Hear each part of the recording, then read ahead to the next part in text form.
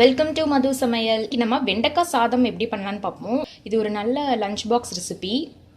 சரி, இப்போ இன்க்ரீடியன்ஸ் பார்ப்போம். ஒரு 10 வெண்டைக்காவை க்ளீன் பண்ணி ட்ரை பண்ணி நல்லா அந்த தண்ணி இல்லாமல் நம்ம கட் பண்ணி வச்சுக்கணும். 2 டொமேட்டோஸ், ஒரு பெரிய வெங்காயம், இஞ்சி பூண்டு தட்டி வச்சுருக்கேன். நீங்கள் இஞ்சி பூண்டு பேஸ்ட் இருந்தால் அது கூட ஆட் பண்ணலாம். ஒரு பச்சை மிளகா, ஒரு கொத்து கருவேப்பிலை, பாவ்பாஜி மசாலா 1 டீஸ்பூன் ஆட் பண்ணியிருக்கேன். பாவ்பாஜி மசாலா இல்லை அப்படின்னா நீங்கள் கரம் மசாலா கூட ஆட் பண்ணிக்கலாம். 1 டீஸ்பூன் மல்லித்தூள், 1 டீஸ்பூன் மிளகாத்தூள், அரை டீஸ்பூன் மஞ்சத்தூள்.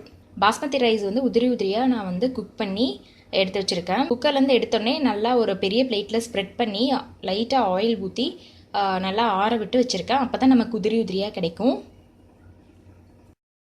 இப்போ ஒரு கடாய் வச்சுருக்கேன். இப்போ இதில் நம்ம ட்ரையாக வெண்டைக்காவை வதக்கலாம். ஏன்னா அந்த பிசுபிசுப்பு போகணும்.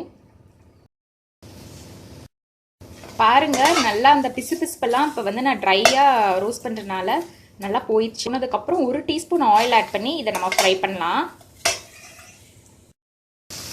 ஆயில் நான் இப்போ 1 டீஸ்பூன் சேர்த்துருக்கேன். இப்போ நம்ம இதை வதக்கலாம். லேடிஸ் ஃபிங்கர் ஒரு ஹாஃப் குக் ஆகிற வரைக்கும் வதக்கலாம். வதக்கின வெண்டைக்காவை நான் தனியாக எடுத்து வச்சுருக்கேன். ஒரு ஹாஃப் குக் தான் ஆயிருக்கும். ஏன் இந்த ப்ராசஸ் பண்ணுறோன்னா அந்த பிசுபிசுப்பை போகிறதுக்காக தான் பண்ணுறோம். இப்போ நாம் தாளிக்கலாம். 2 டேபிள் ஸ்பூன் ஆயில் ஆட் பண்ணிட்டேன். இப்போ நான் இதில் ஆனியன்ஸ் சேர்க்குறேன். ஆனியன்ஸை வதக்கலாம். ஃபஸ்ட்டு ஆனியன்ஸ் வதங்கிட்டு இருக்கிறப்பவே நான் பச்சை மிளகா, கருவேப்பிலை, இஞ்சி பூண்டு தட்டினது நான் சேர்த்துருக்கேன். இதையும் நம்ம வதக்கலாம். ஆனியன்ஸ் நல்லா வதங்கிடுச்சு. இஞ்சி பூண்டோட பச்சை வாசனையும் போயிடுச்சு. இப்போ நான் டொமேட்டோஸ் சேர்க்குறேன்.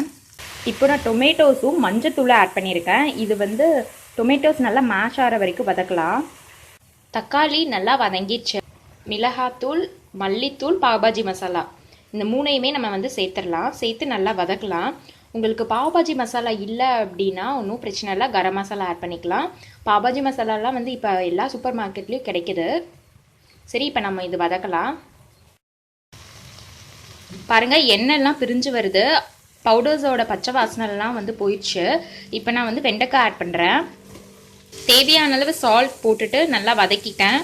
வெண்டைக்காய் நல்லா குக் ஆயிடுச்சு. மசாலா நல்லா வெண்டைக்காயிலையும் இறங்கிடுச்சு.